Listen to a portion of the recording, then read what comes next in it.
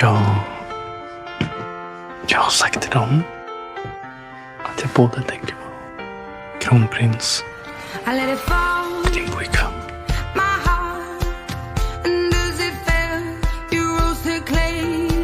Det är helt perfekt. Jag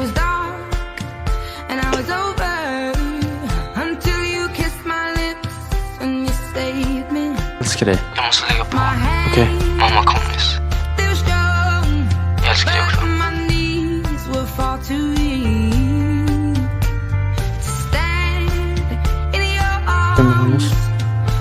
Hur ska jag kunna lita på honom?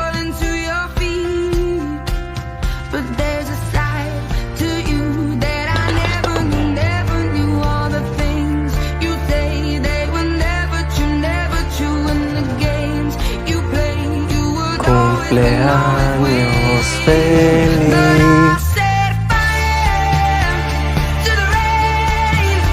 Vet att jag är kär i dig, Wilhelm. Kan inte det få räcka? Jag är inte han känner dig. Vad sa du om att du gjorde det?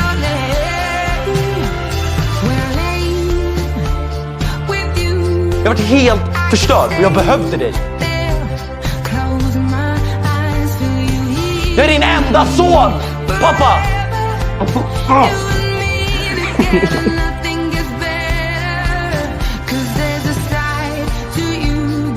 Så här är din dröm.